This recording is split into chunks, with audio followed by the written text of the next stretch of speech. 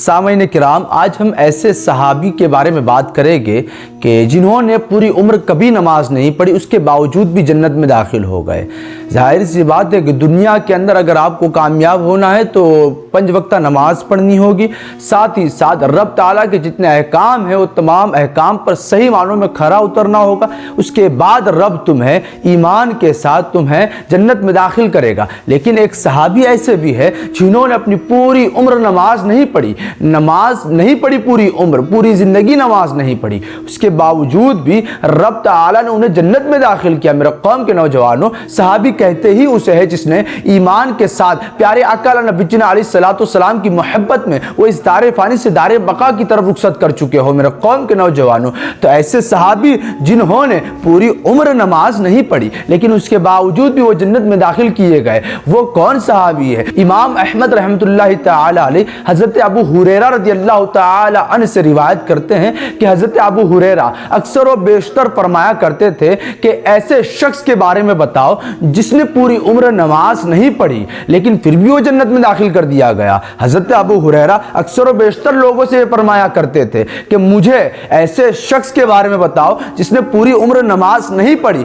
लेकिन उसके बावजूद भी जन्नत में दाखिल कर दिए गए। लेकिन मेरे कौम के नौजवानों, जब सहाबा को मालूम ना होता, जब सहाबा इस सवाल से नाआशना होते, इस सवाल का जवाब उनके पास ना होता, लाजवाब होते, तो सहाबा किराम रिदवानुल्लाहि अलैहिम अजमईन प्यारे आका नबी अलैहिस्सलाम के दरबार में हाजिर होते और प्यारे आका से अर्ज करते, या रसूल अल्लाह अलैहिस्सलाम, आप ही बता दीजिए वो सहाबी कौन है। तो प्यारे आका नबी अलैहिस्सलाम इरशाद फरमाते हैं कि वो असीरम बिन अब्दुल अशहल की शख्सियत है, वो सहाबी असीरम बिन अब्दुल अशहल है। सामईन किराम, ये तो आपको नाम पता चल गया कि ये वो सहाबी है जिन्होंने पूरी उम्र नमाज नहीं पढ़ी, उसके बावजूद भी जन्नत में दाखिल कर दिए गए। वजह तस्मिया क्या है?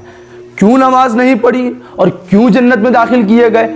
तो समाअत करें कि आमिर बिन साबित फरमाते हैं कि मैंने महमूद बिन लुबैद से दरियाफ्त किया कि ये वाक़या किस तरह है। आमिर बिन साबित ने महमूद बिन लुबैद से पूछा कि ये वाक़या किस तरह है, इसका रीज़न क्या है कि असीरम बिन अब्दुल अशहद को बगैर नमाज पढ़े जन्नत में दाखिल कर दिया गया और वो जन्नती हो गए।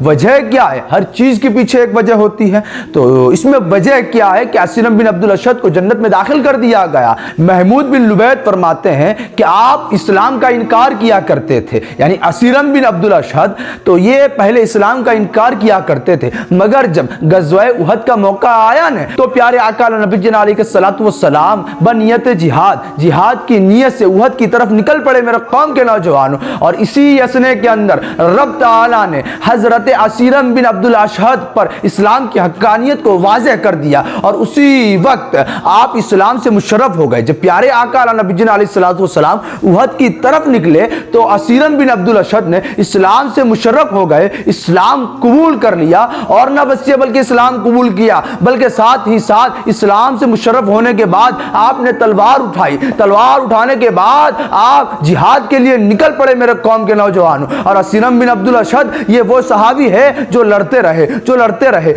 रहे, आखिर में आप शहीद कर दिए गए। और आखिर में जब प्यारे आका नबी अलैहिस्सलाम के प्यारे सहाबा ने आपकी शहादत का तस्किरा हुजूर अकरम सल्लल्लाहु अलैहि वसल्लम से किया ने तो हुजूर इरशाद फरमाते हैं कि असीरम बिन अब्दुल अशहद वो जन्नत में दाखिल कर दिए गए। असीरम बिन अब्दुल अशहद वो सहाबी जो एक अरसे के अंदर उन्हें ज्यादा वसी वक्त नहीं मिला था, ज्यादा टाइम नहीं मिला था, बल्कि उहद की तरफ जब प्यारे आका निकले तो उन्होंने उसी वक्त इस्लाम कबूल किया, उसी वक्त तलवार हाथ में पकड़ ली, उस वक्त आप इस्लाम से मुशर्रफ हो